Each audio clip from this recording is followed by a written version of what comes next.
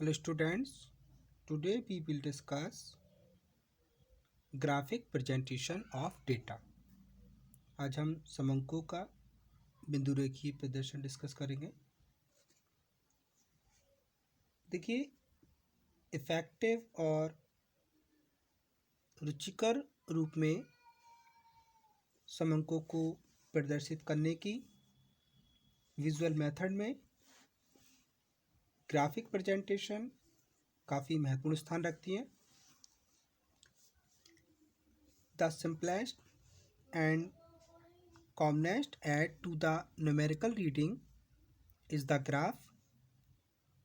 This gives a picture of numbers in such a way that relation between them strike the eyes. It is of the greatest value in making number clear. According to I.R. Beslow. I.R. Beslow के अनुसार numerical reading की सबसे सरल और सामान्य विधि graphic presentation है। ये संख्याओं का चित्र इस प्रकार प्रस्तुत करती है कि आँखों को उनके संबंध तत्काल पता लग जाते हैं। संख्याओं को स्पष्ट करने में इनका सर्वाधिक महत्व है। ऐसे ही according to M.M. Blair, the simplest to understand, the easiest to make, the most variable and the most widely used type of chart is the line graph. समझने और रचना में सरलतम, सर्वाधिक चल और सबसे अधिक प्रयोग में लाए जाने वाला जो चित्र होता है वो हमारा ग्राफिक प्रेजेंटेशन होता है। समंकों के प्रदर्शन की दृष्टि से बिंदु रेख काफ़ी अट्रैक्टिव लगते हैं। इसमें डिफरेंट कलर का यूज़ करके डिज़ाइनिंग करके इन्हें और भी अधिक आकर्षक और प्रभावशाली बनाया जा सकता है। इनफैक्ट ग्राफिक प्रेजेंटेशन रेखाओं और वक्रों के घुमाव, उतार चढ़ाव का मानव मस्तिष्क पर बहुत गहरा और स्थायी प्रभाव पड़ता है। बिंदु रेख प्रदर्शन में विभिन्न सूचनाओं की विभिन्न रेखाओं को देखकर उनका कंपैरेटिव स्टडी कर सकते हैं। इसी आधार पर समंकों के बीच सहसंबंध का अनुमान भी लगाया जा सकता है। The correlation between data can easily be estimated on this basis. बिंदु रेखीय विधि द्वारा इंटरपोलेशन, एक्सट्रापोलेशन, फोरकास्टिंग सरलता से, शीघ्रता से किए जा सकते हैं। इसके लिए सूत्रों का प्रयोग हमें लिमिटेड मात्रा में करना पड़ता है। बिंदु रेखीय प्रदर्शन द्वारा मोड, मीडियन, क्वार्टाइल्स की गणना की जा सकती है। ऐतिहासिक और कालिक सूचनाओं को बिंदु रेखीय द्वारा अधिक प्रभावी ढंग से प्रदर्शित किया जा सकता है। बिंदु रेखीय प्रदर्शन द्वारा फ्रीक्वेंसी डिस्ट्रीब्यूशन की प्रकृति को एट अ ग्लांस मतलब एक ही नज़र में प्रस्तुत किया जा सकता है और ये पता लगाया जा सकता है कि फ्रीक्वेंसी डिस्ट्रीब्यूशन नॉर्मल है या एबनॉर्मल है।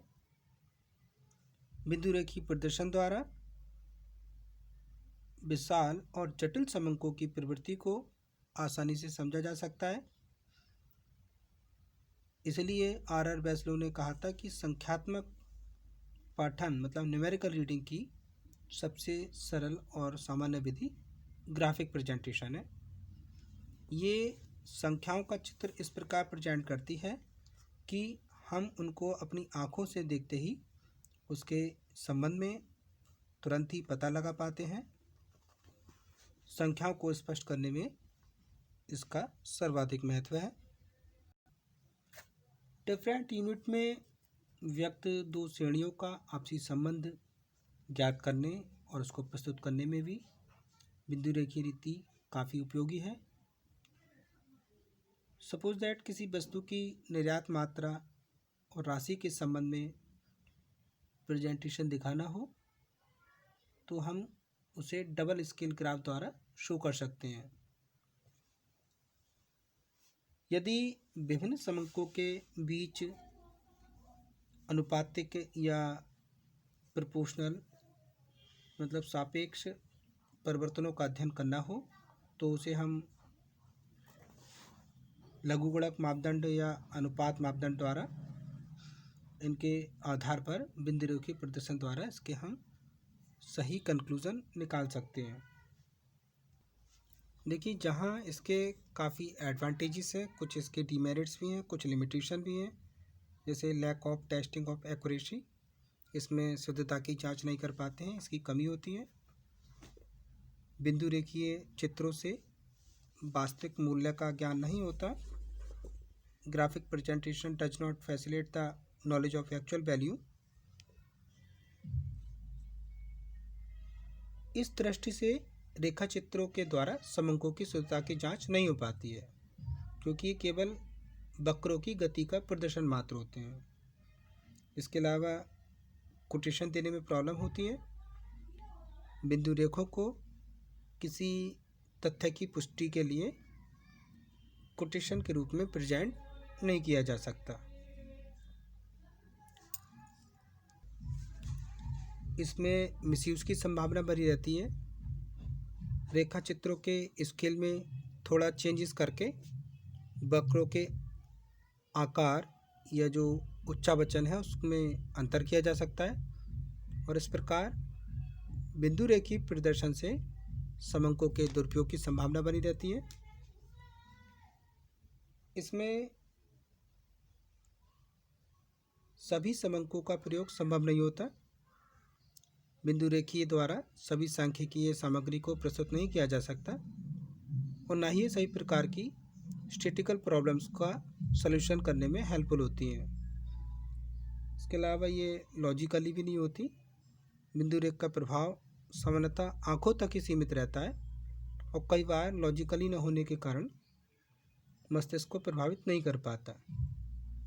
इसके साथ ही विशेष प्रकार के बिंदु रेखों को समझने में काफ़ी प्रॉब्लम्स रहती है। जैसे दो मापदंड या अनुपात मापदंड के बिंदु रेखीय चित्र जटिल हो जाते हैं और सामान्य व्यक्ति उन्हें आसानी से नहीं समझ पाता। बिंदु रेखा की रचना एक विशिष्ट कागज पर रेखांकित की जाती है, जिसे हम ग्राफ पेपर कहते हैं। ग्राफ पेपर पर एक एक वर्ग सेंटीमीटर के स्क्वायर खाने बने होते हैं और हर स्क्वायर खाना एक एक वर्ग मिलीमीटर के 100 छोटे छोटे खानों में बटा होता है। सबसे पहले आंकड़ों के आधार पर दो सरल रेखाएं इस प्रकार डाली जाती हैं कि वे एक दूसरे को 90 डिग्री के एंगल पे काटें, जैसे आपको यहाँ दिखाई दे रही हैं। x1 y1। जिस बिंदु पर दोनों रेखाएं एक दूसरे को इंटरसेक्ट करती हैं वो इसका पॉइंट ऑफ ओरिजिन होता है या उसको हम 0 पॉइंट कहते हैं, जैसे कि हमने इसको 0 पॉइंट दिया है। हॉरिजेंटल लाइन को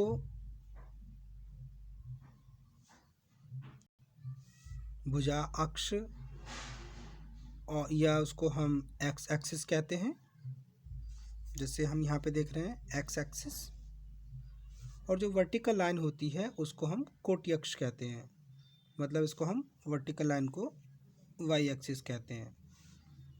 इस प्रकार संपूर्ण बिंदु रेखीय पत्र आपको दिखाई दे रहा है। इसमें 4 स्टेप में डिवाइड हो जाता है, जैसे कि हमें इस फिगर में दिखाई दे रहा है। तो इस चित्र में एक्स और वाई दोनों वेरिएबल्स के मूल्य अगर पॉजिटिव होते हैं तो हम उसको फर्स्ट स्टेप में दिखाना चाहिए। तो हमने यहाँ पे पॉजिटिव में देखा है, फर्स्ट स्टेप में है। यहाँ से आप देख रहे हैं +1 +2 +3 +4, और यहाँ से भी देख रहे हैं +1 +2 +3 +4। तो आप देख रहे हैं एक्स और वाई के वेरिएबल यहाँ पे पॉजिटिव हैं, तो हमने इसको फर्स्ट स्टेप में शो किया है। और यदि एक्स का मान नेगेटिव हो और वाई का मान पॉजिटिव हो तो हम उसको सेकंड स्टेप में रखते हैं। तो हमें यहाँ पर एक्स का मान नेगेटिव दिखाई दे रहा है, -1 -2 -3 -4। वाई का मान पॉजिटिव ही है, +1 +2 +3 +4। तो हमने इसको स्टेप 2 में दिखाया है।